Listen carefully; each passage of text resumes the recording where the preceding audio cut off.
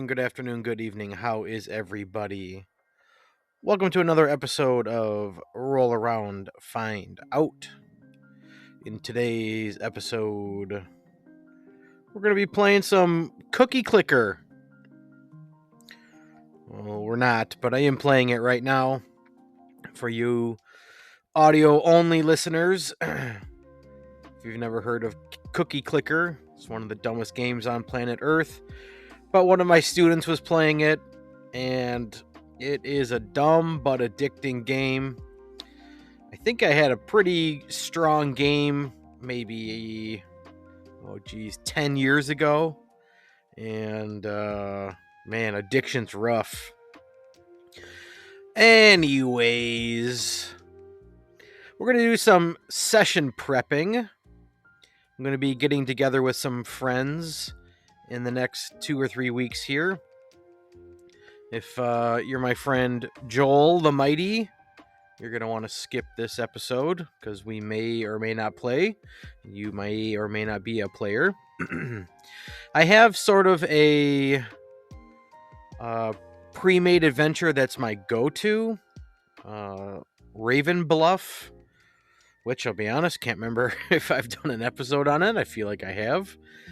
But I want to do something else. I feel like that story is fine for what it is, but I kind of want a more straightforward, more classic fantasy adventure. Raven's Bluff is one that I wrote, and it's got a little more horror elements to it. Despite this initial picture here, my goal again is a little more regular fantasy. So you're coming along with me for a little session prep, and I will probably be making changes. The core idea of this story came from, you guessed it, ChatGPT, but then I've gone ahead and tweaked it. And even though this is made for me, my goal is to give it a little touch of professionalism, and I'll explain that along the way, like GM advice and tips and things like that. But the main premise is there's a town, Oak Leaf Guard, and they're having trouble because a druid / wizard moved into the area and is causing some havoc. They want to bring down society and civilization. He believes Maldrin, name is still up in the air. He believes that civilization and settlement of people are ruining what's called the wild. And like farming the land, it's not how it's supposed to be. Harnessing animals for farming, they're not in the wild, and so he wants to restore order, what he believes is order. And being a druid, very, very pro animal and nature. However, he is a hypocrite, as his power drains the area around him. He draws his power from nature, and he uses it as a tool to tell people, crops are withering and livestock are dying. And Meldrin would say that he is just fast forwarding the inevitable. But he's evil, and he's being a hypocrite. So this quote here is almost a direct quote from Agent Smith in The Matrix. Except he says humans, but I changed it to civilizations. Civilizations are a virus. They are a disease, a cancer of this planet. They're a plague, and I will bring the cure. So he befriends, at least for this adventure, goblins. He believes them to be uncivilized and more aligned with more or less the law of nature. And this is sort of kind of like his first form, but as we'll go through, he can take other forms. He can wild shape himself, and this is sort of kind of like his final form. A little more physically buff than I'm going for, but my main goal was kind of like Ganon from Zelda. So we'll see. Again, this is all up in the air. I've got a couple weeks yet, but this is me forcing me to continue working on this and get essentially a free episode for the podcast talking about my thought process. So this is not going to be published. This is not going to go on my Drive-Thru RPG account. So the pictures are just taken right from Google. There's no AI art. I don't even think they're Creative Commons friendly. I just took them and I'm using them for personal use, not claiming these are mine and not trying to profit off of it. So this is formatted in A4 format, I think. Let me zoom out here because I always get A4 and A5 goofed up. Page setup. Okay, A5, which I believe is zine format. So let me go cancel, file, print. And, ooh, that looks a little wonky. Let's save it as a PDF. Okay, that looks better. Save, sure, desktop. I've got a bazillion things on my desktop here. There it is. And if I go to print as a booklet, let's see, is A5 what I want? Yes, it is. All right, I nailed it. Okay, so let's go back here. Here's the map. Just Googled fantasy map, and this is one that I like. This is actually half of a full map, which I thought was really, really cool.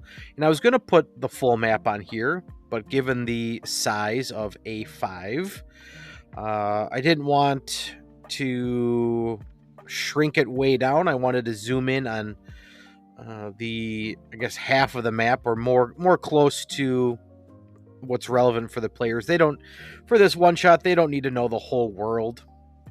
And essentially, we've got the kingdom of Aranon, and they start in Laharan, and they are going to spend one night here, kind of in the plains. Nothing's going to happen. They're going to spend a second night here.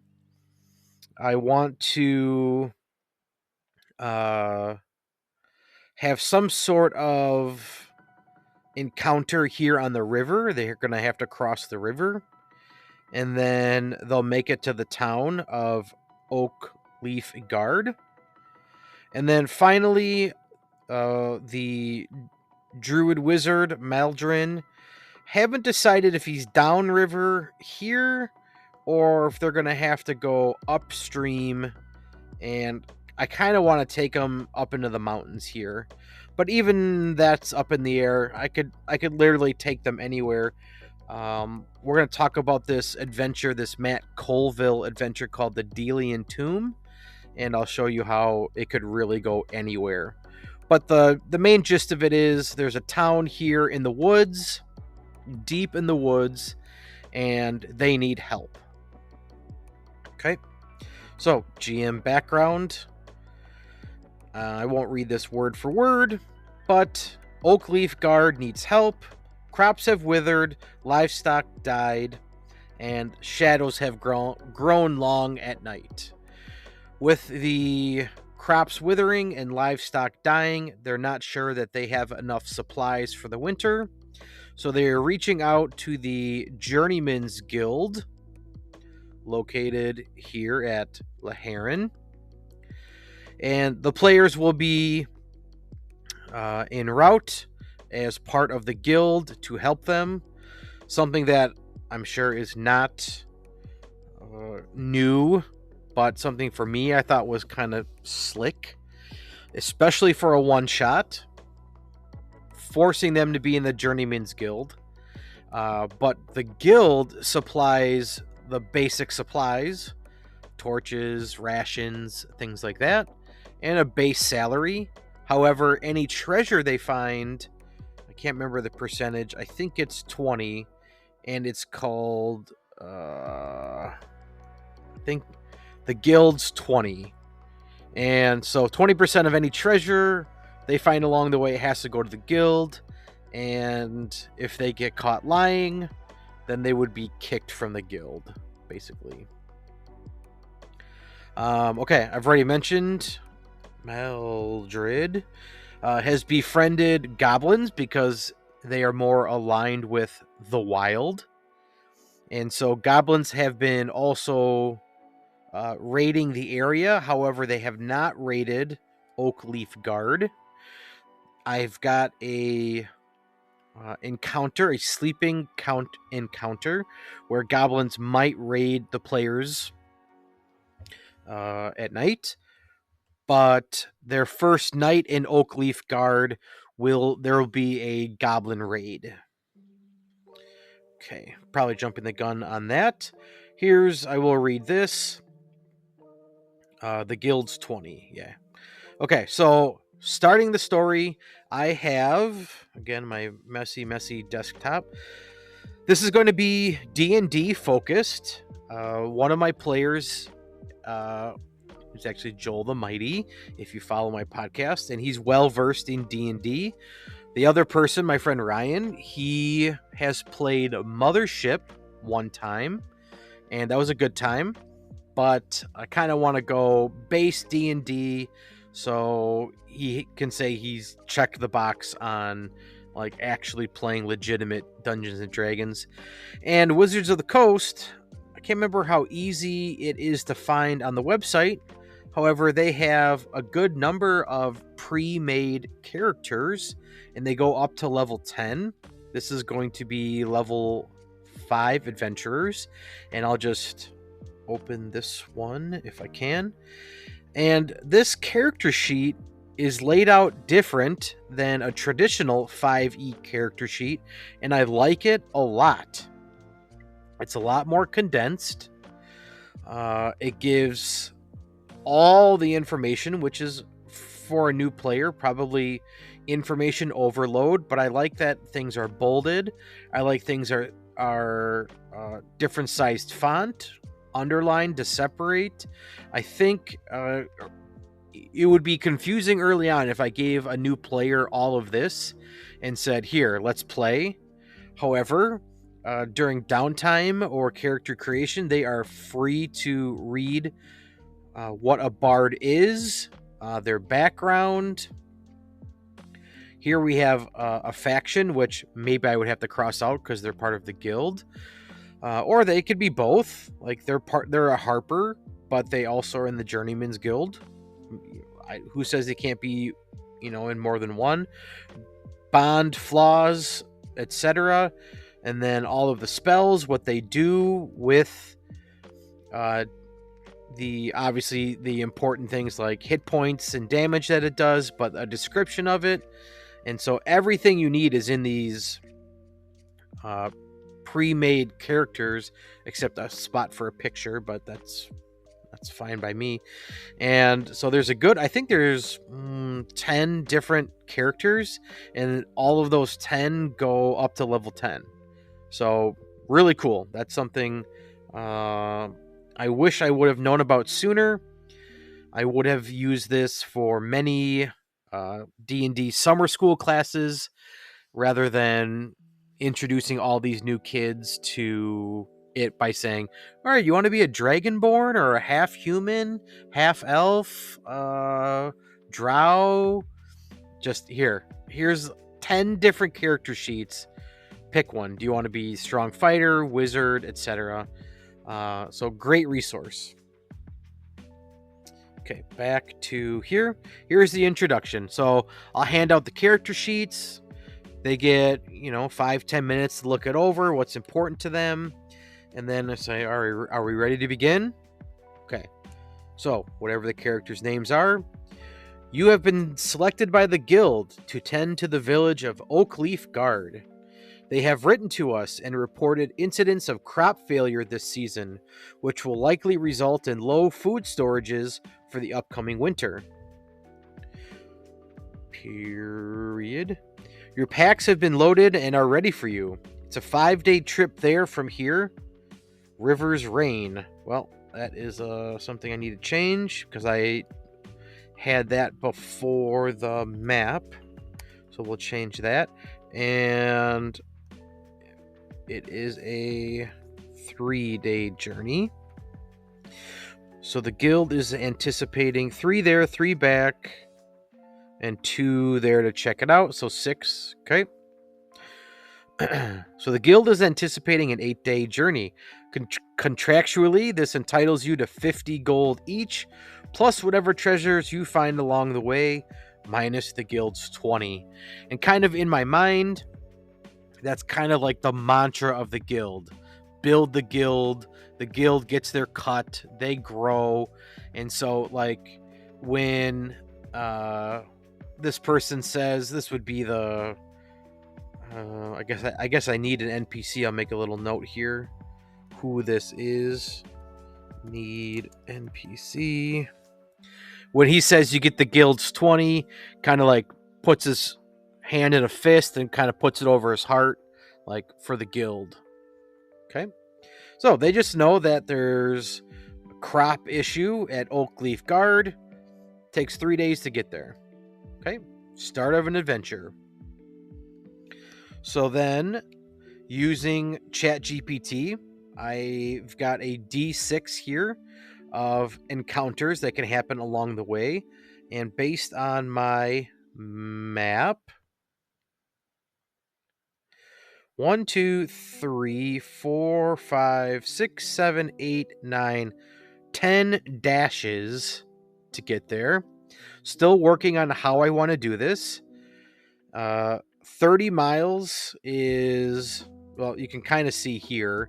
There was a legend that said what 30 miles was, and in D&D, 30 miles is the maximum daily travel rate. So it's kind of like 30 here, 60 here, 90. So it's 90 miles to get there. And I kind of want to say for each dash, we roll for an encounter.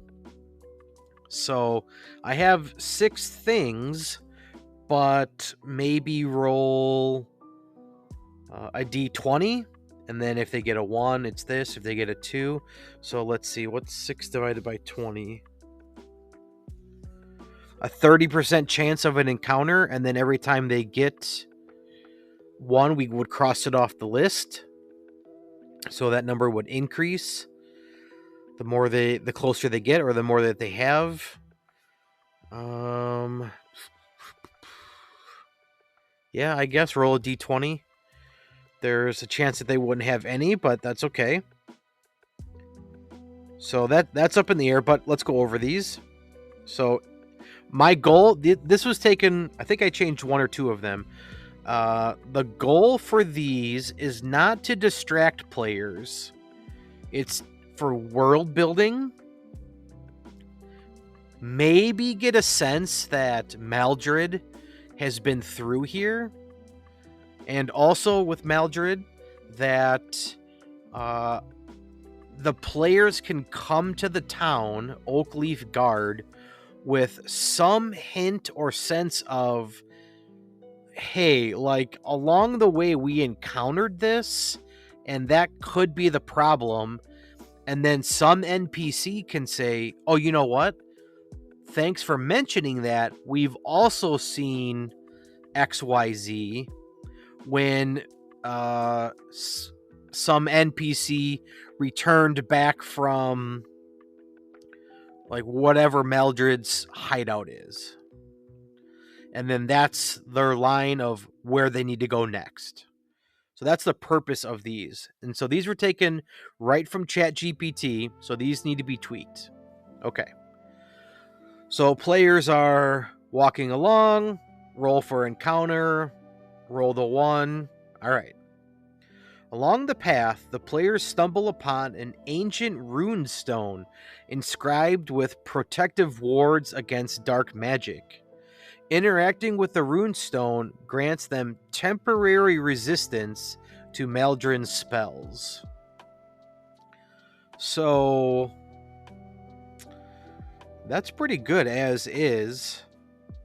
Let's see. DC 12. Oh, what are the skills in 5e?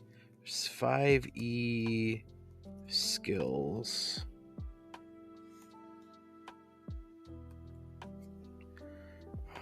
Yep, here we go. Hangover recovery. This must... Okay. That was 5e skills in college. Okay. Yikes. Let's do an actual character sheet. All right, so let's do an Arcana check. Something that I try... I'll get there. I'll find it. Something I try to do is use skills like Arcana, skills like Deception, Medicine, things that aren't Perception. Skills that we have all these here, but so few of them get used very much, at least in my games. So even though, okay, all right, all over the place, we'll get there. We're going to say DC, and I think this should be more popular. Lore, History, let's go Arcana. Well, that's what I meant, not lore. Arcana. Caps lock. Can't type. Arcana. History.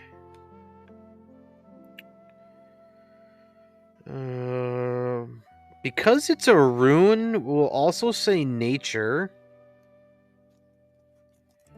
And then maybe that's good. Maybe one more. Let's see. Because you really want a character to shine. If in these pre-made characters they're proficient in nature and they never use it, it's a feel bad in my opinion.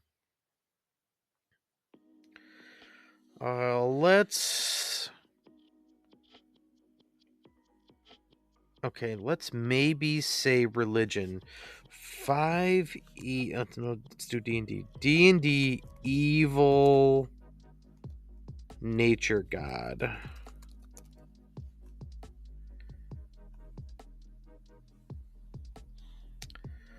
Are there any evil nature deities or god? This is for an evil druid character to worship. All right, perfect. Paladin guy. Depends on what kind of gig you want this evil to revolve around. Druids don't need deities to begin with, so that's a plus. Lady Nanbo. Urgotha is a goddess of plague and disease.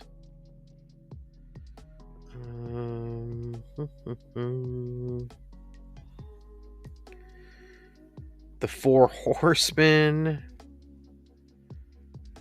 Let's see, 2013. So 11 years ago. I feel like this is still 5th edition.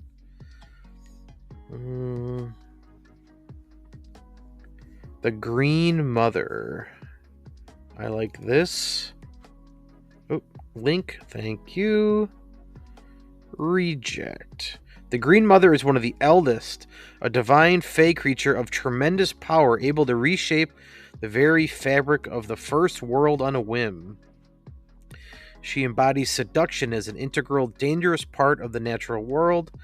Unbound by conventional notions of morality, she is probably the most manipulative entity of the first world, engineering plane-spanning schemes. Okay, yep. So let's see if we can get a picture. D&D Green Mother images. Oh, this is Vraska from Magic. I like that. Yeah. Yep. Okay, so we're gonna put a pin in this. Let's copy image. Let's go here. We're gonna put it at the bottom. And then say excuse me. I'll even say Vraska. Vraska is a story thread for a greater threat at the end. So the players defeat Maldred, and his final words are, Vraska won't be happy with this. I don't know what that noise effect was, but I said it. It happened. Okay. Arcana, history, nature, and you know what? I'm generous tonight. Religion. Got it. Okay. So they found a rune stone. They wouldn't know that it helps with Maldrin's spells, but they would know that it's a powerful magic item, and it has. Okay, let's put some more details here. Ancient runestone inscribed with protective wards against dark magic. So why would... We're going to assume that Maldrin dropped it. So we don't necessarily know it's dark magic. Well, yeah. We'll leave that. How would they know that? The players stumble upon an ancient runestone inscribed with protective wards against dark magic. Okay, and super simple. This is one of the reasons why I went with guilds. The players may not have direct experience with knowing what protective wards are. So what you can always say is, if they pass their check, oh, you remember that so-and-so from the guild had a lecture on wards, and this looks like one of those. Right? Think of it sort of kind of like Pawn Stars. The guy at Pawn Stars, they don't know anything, but they bring in the experts. So the players aren't bringing in an expert, but they've heard from and hung around with experts. Okay. 2, the Hermit's Hut. They come across a hermit's hut hidden deep in the woods. The hermit, a wise old sage, imparts cryptic advice and shares a potent potion brewed from rare herbs that enhances their magical abilities for a short time. Okay, so cryptic advice.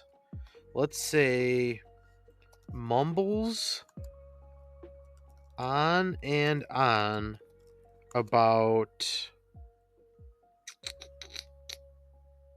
Oh yeah, he was also known as the Conjurer. I think I skipped that in the GM prep. Yep.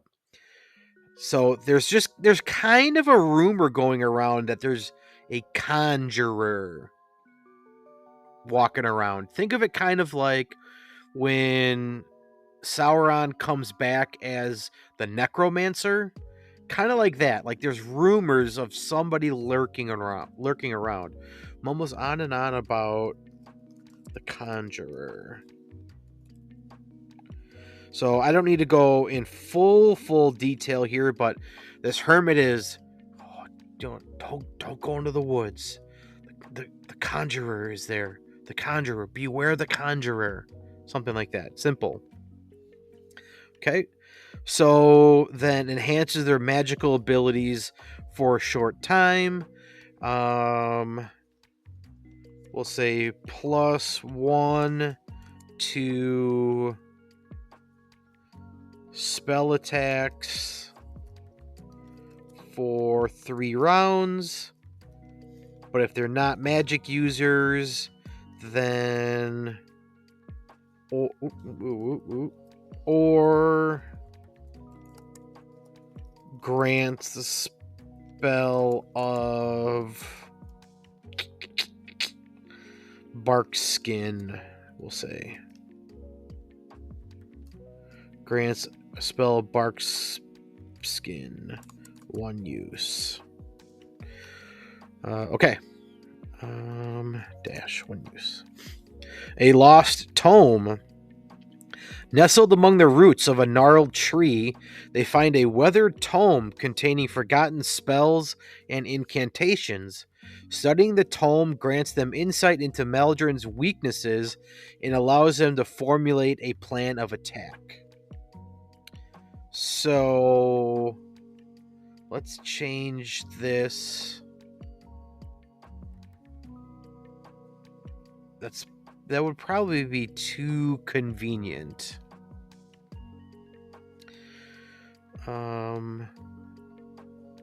They find a weathered tome containing forgotten spells and incantations, mostly half written or half weathered. Or half missing. Destroyed. Studying the tome grants them insight into Maldron's weaknesses and allows them to formulate a plan of attack. Okay, I don't have a weakness for Maldred, like like weak to fire. So he's a wizard. He's a wizard druid that I gotta find a better picture because this isn't. The face is exactly what I want, but the body is not what I want. So what could he be weak to? He hates order and he hates society. He loves nature. So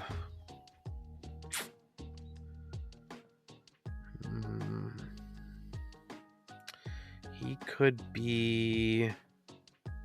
Well, let's see ChatGPT in action. Let's just see. Pull up my Wizard's Conundrum. What would be some effective weaknesses for my... If you hear Ranger, she's growling at something. My Druid Wizard. What would be some effective weaknesses for my... that players could exploit?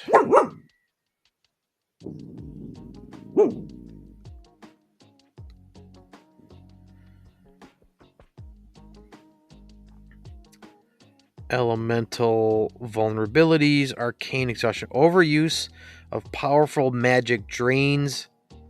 Oh, yeah. Okay. Because he absorbs energy from nature around him. Okay. Yeah. Okay, this is an option. So if they destroy nature around him, then he has nothing to draw from. So that I like a lot. Okay.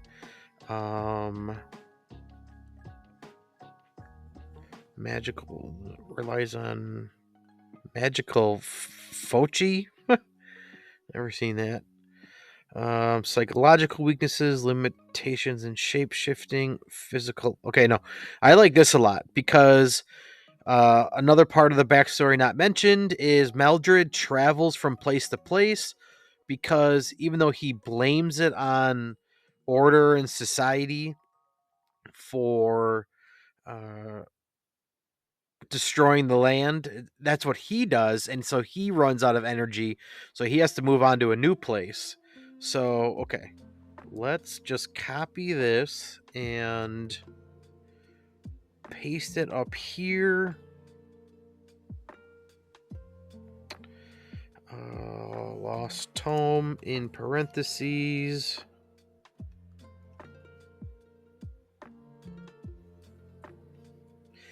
And then this is just how I take notes until I finalize it. Asterisk with the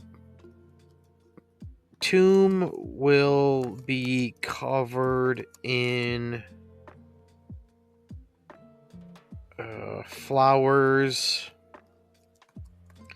if players destroy flowers. Maldred becomes weaker. And that is subject to change, but I like that. All right. Goblin Raiders. This will, I think I mentioned this. If they roll this, I'll just poo-poo it. Like, you roll the 4, okay. Just make note of it. And then next time they camp, that's when it happens. All right. An elven archer. They encounter a skilled elven archer patrolling the outskirts of the forest. Impressed by their bravery, the archer gifts them enchanted arrows imbued with elemental magic, perfect for piercing Maldred's defenses. Let's say uses armor class before Barkskin.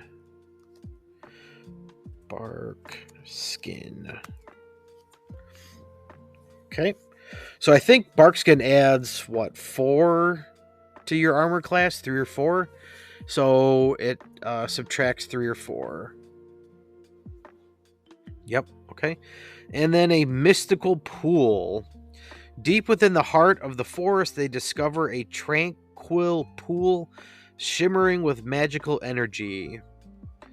By bathing in its waters, they are granted visions of Maldred's past deeds and insights into his motivations, allowing them to anticipate his next move. So it will be a vision of Maldred's cave.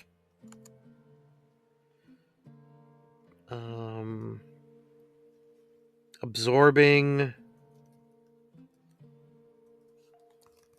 and destroying nature and causing chaos. DC. Well, we're going to make a saving throw for this one. Let's do a Constitution saving throw DC 13. Failure results in nightmares of Maldred, which results in -5 HP when recovered from sleeping until cured or Maldred dies. Okay.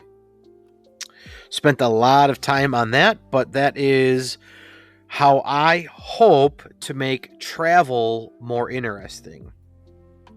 Talked about this in other episodes. We could just say, okay, you know what?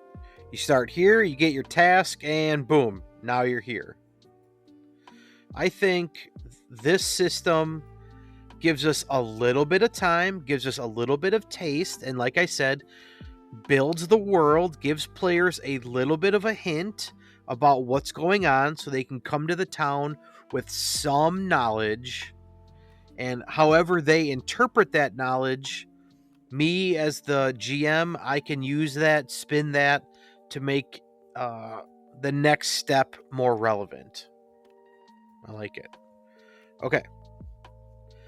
Now, this next part here is obviously ChatGPT, but I have not really gone and looked through this. I wanted some NPCs in the town Oakleaf Guard. I'm going to say it's a population of like 100 people, but there's only going to be a handful of people that they actually talk with. So here we have Elena the herbalist, whose knowledge of plants and potions might aid them on their quest. Daryl, the grizzled blacksmith whose sturdy weapons could prove invaluable in facing the wizard's minions. I need to find a way to make that more relevant. Probably. So, like I said, the night that they get there, there's going to be a goblin raid, and let's let's do this. Let's say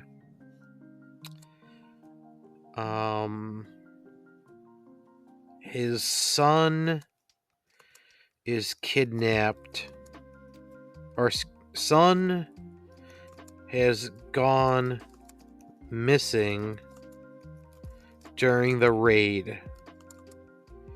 Daryl offers +1 weapons to characters. So right off the bat, like you start with let's see, what is the weapon for this bard here? Simple weapons: hand crossbow, long swords, rapiers, short swords. Okay, lame. We're here for a one-shot, folks. Let's make it exciting for the players. So this is what they start with. They might have a chance to use it while traveling. Let's, you know what? Let's add to this. Let's go back.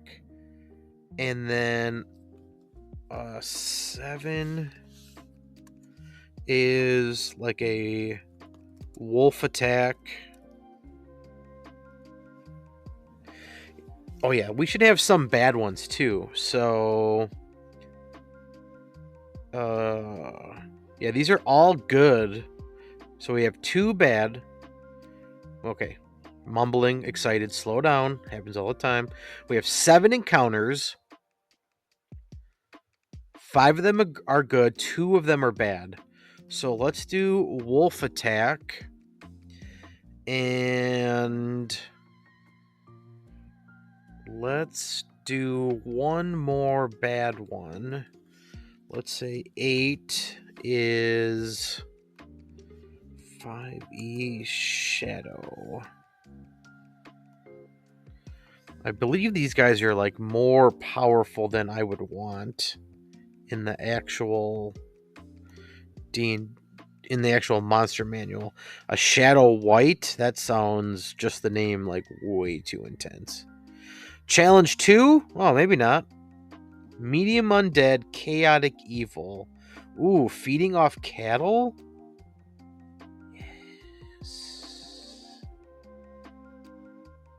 Yes.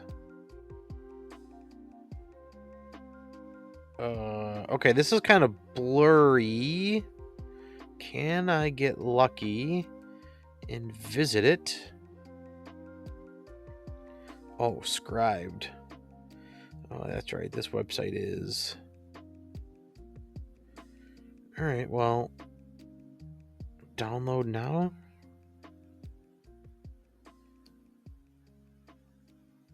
I must have an account already.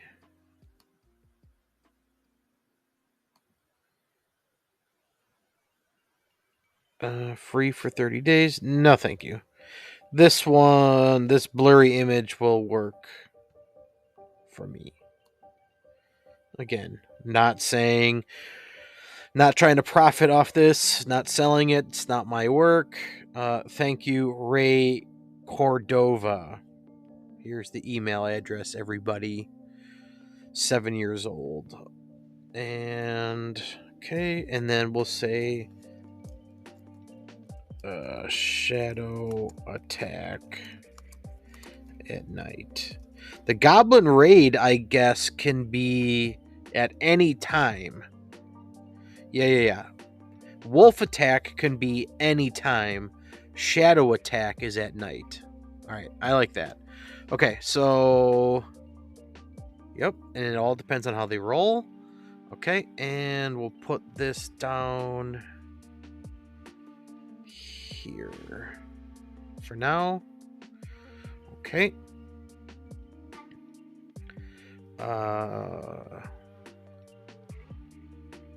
Here, okay, just because I'm going past it. Here's a Druid stat block that I found. Challenge rating 5. I don't really like these fire spells. That's not quite what I'm going for. But you know what? I'm probably gonna do. Come to think of it, I'm probably gonna delete this. I don't like this at all. I like the look of this guy here, but it's not quite what I'm going for. Okay, so let's jump back here. Zoom. Got it. Okay. Daryl. Okay, Sun has gone missing during the raid. Daryl offers +1 weapons to characters. I will change that also.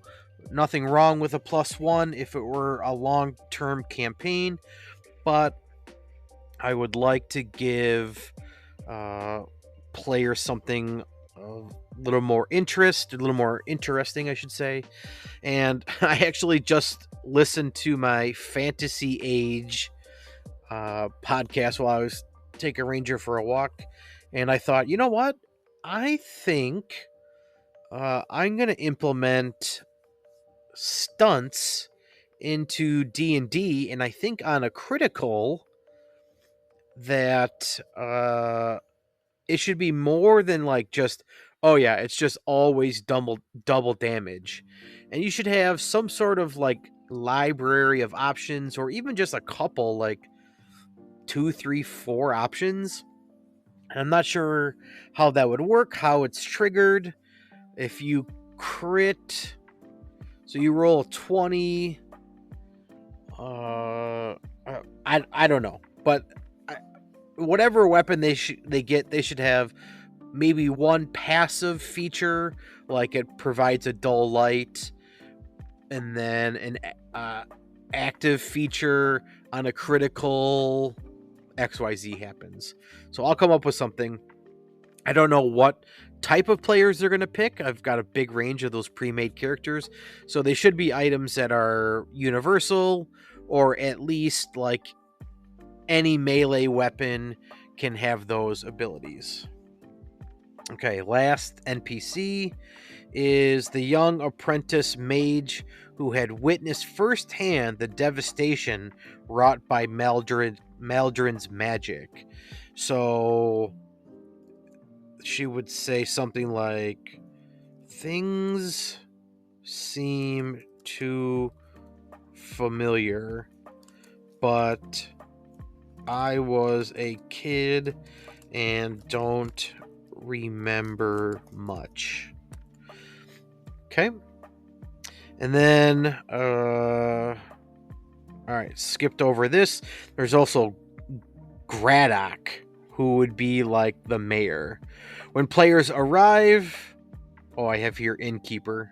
Kind of want to do both. When players arrive, the innkeeper, a weathered man named Graddock, greets them with a weary smile.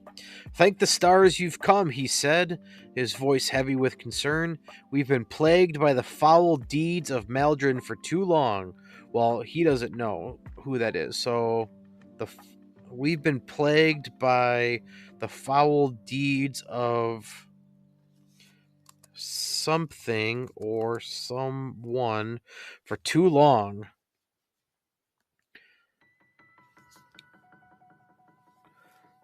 Graddock introduces the adventurers to a few key NPCs.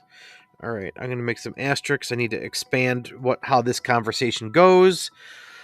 Graddock is the person who wrote the letter that brought the players here, and I kind of want to like oh, I can't think of a great example right now, but like, okay, I know I told you that the crops were failing, but actually it's like way worse.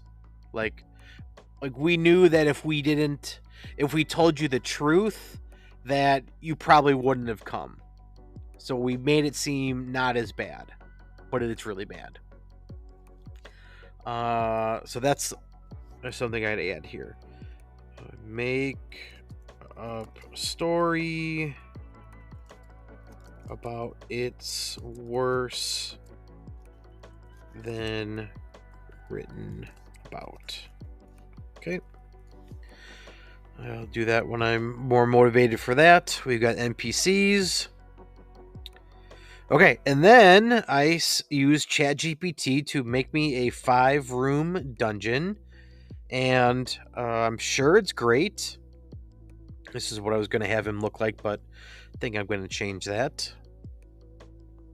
Yeah, I want this more like pig-like feature. Here, I think this is what I'm going to use for the dungeon map. Players come in here. 1, 2, 3, 4, 5, 6. But this might change. I do want this to be filled with goblins. It's an old goblin stronghold, but there's a few that have remained. However, Matt Colville just came out with a video today, and I was reminded that I have this adventure. I don't think he wrote it, but he heavily influenced it. The Delian Tomb. A one-shot adventure for new or experienced players. So I don't know who Seth Harris is, but the original concept here is Matt Colville. A 4-hour adventure for 1st through 3rd level characters. That's another thing I've not mentioned. I want this to be a 2 to 3 hour adventure. So the players know, all right, there's a problem in a town. We're going to travel there. We've got like 4 or 5. Oh, saying that out loud makes me think, ugh, that's probably too many. 4 or 5 encounters getting to the town. So I have 8 encounters. So math, 8 divided by 20. A 40% chance. And I said we were going to roll 10 times. All right. Well, I'm glad I'm talking about this. That is too high.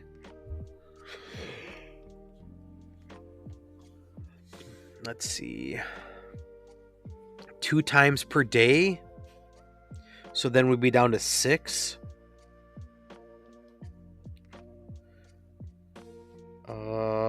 Which would be an average of statistically 2 total encounters. First day is uneventful. Yeah, okay. First day should be uneventful, but I'm going to let him roll.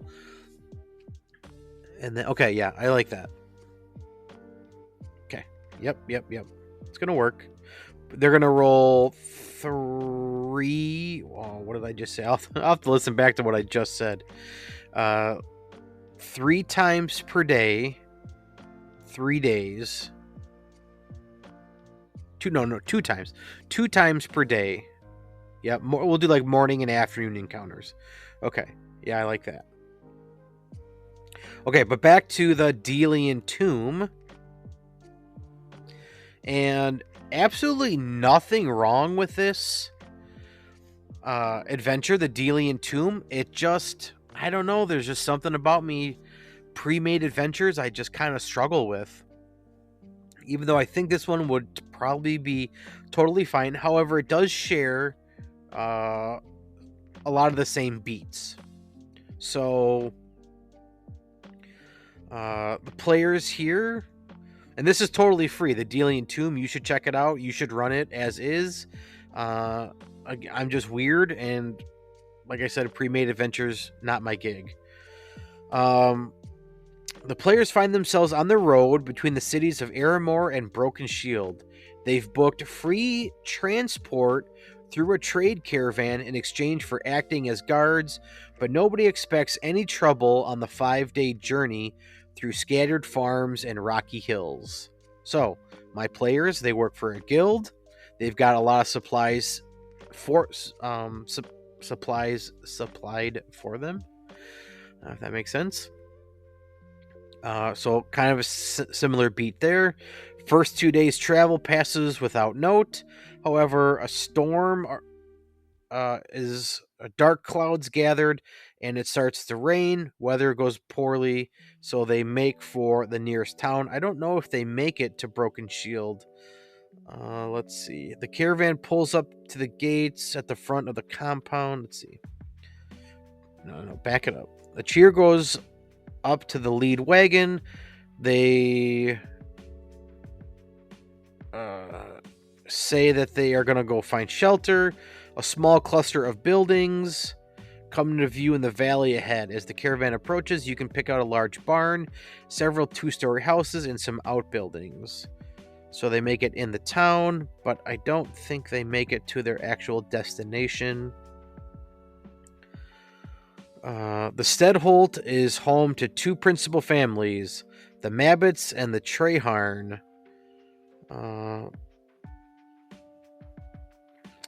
Let's see. If the characters offer to pay for food or lodging for themselves or the caravanners in general, the farmers respond as follows. How much do they want to pay? Now, I like this. I should integrate something like this where there's like consequences is too negative, but consequences for their actions. There's more choice in what's happening. So, let's see. Okay, the storm approaches. The characters begin to smell the food being prepared, and the work of securing the caravan for the storm is going well.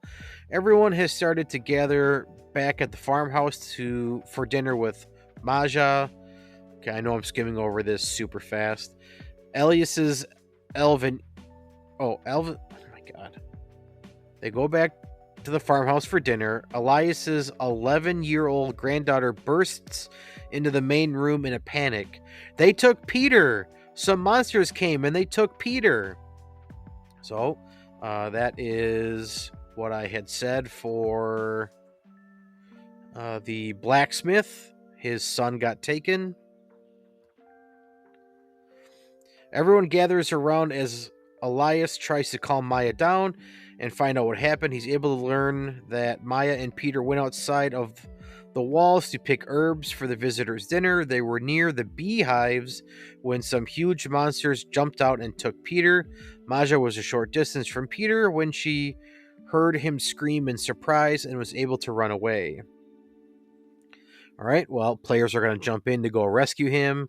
These people at this town or hamlet was, being nice to them, took them in. So now the players feel bad that they're kind of they're not to blame for this, but they're the cause of it, more or less. So now they have to go and rescue Peter. So here we go on the trail. The basket that Peter was carrying lies on the ground near the hives. Matted grass shows that a struggle took place. Players make a DC 12 survival check. They know that there were several creatures. A DC 14 survival check reveals that it was definitely goblins and possibly one larger creature. DC 16 survival check. The characters know that it was 4 goblins and 1 larger creature that could be a bugbear, hobgoblin, or orc. I like that too. They have different ranges based on how you roll. If the characters ask the farmers where the trail leads, they learn that it goes to the Boar Woods. If they ask about the woods, a farmer with thick hair and a full beard replies offhandedly, "Nothing. Boars. It's the name of the forest. We hunt there all the time. There's no goblins." Well, they obviously are going to go check it out. And then there is the Delian Tomb. And here is the map for this.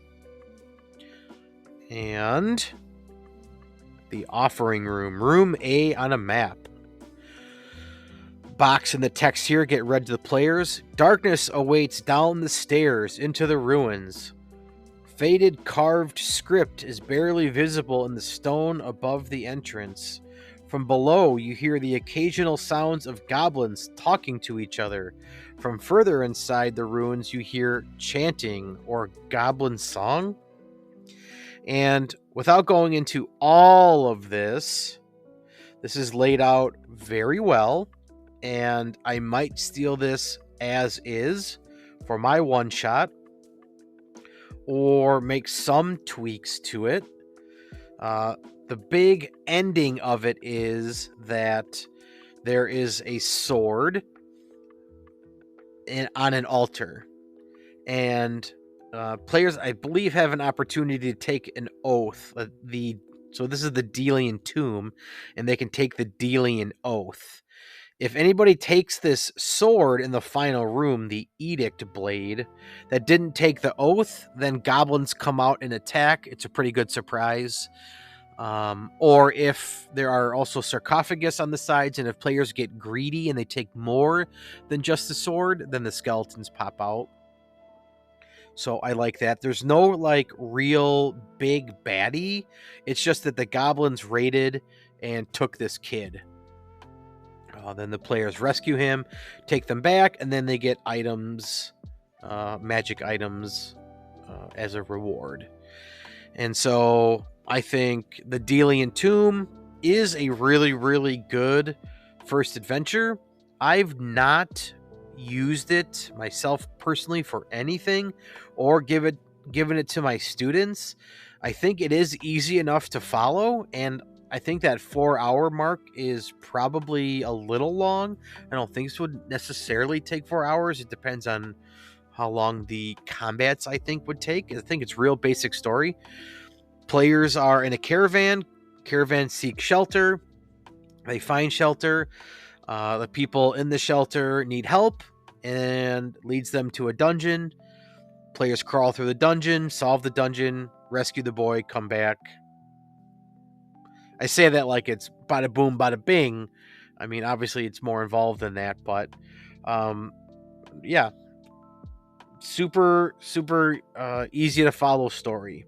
And like I said, I like that depending on the choices that the players make, do they really help them out? Depending on their checks, they get different information.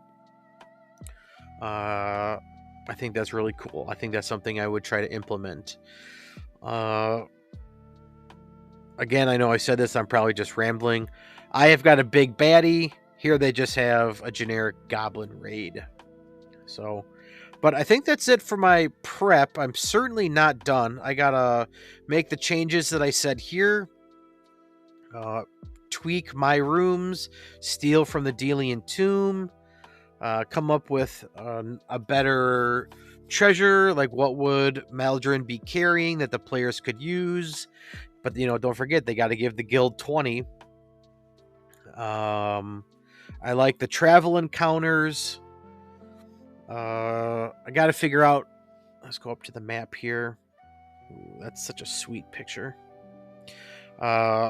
Is Maldrin up the river or down the river? It doesn't really even matter. Oh, yeah, I said I would mention this.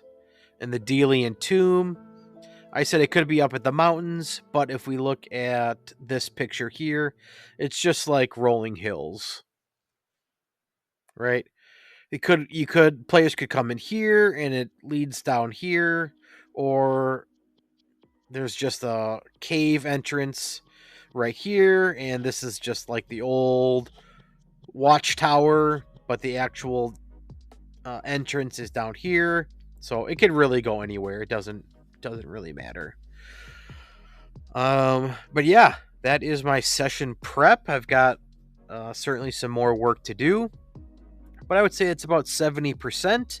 And if I were asked to run it today on the spot, I could probably figure it out. I've got the beginning and end of the story basically figured out. Players are on a journey. They go to help a town. There's slight mystery as to what's causing it, but based on information they got on the road, some NPC will make a connection with them, and then we'll lead them in the direction of Maldred, either north or south. Then they will go. They will check out the tomb or the cave. Hopefully defeat him. Defeat the goblins. Restore order to the land. Things will start to heal back. And the village of Oakleaf Guard will be saved by the players. So there we go. That's my session prep. Take anything that you want from this podcast and make it your own. Go use the Delian Tomb. Steal Maldred. Steal the concept. Just do something and go play. All right, I'm just rambling as I always do at the end. Keep being creative. We'll see you in the next episode. Later.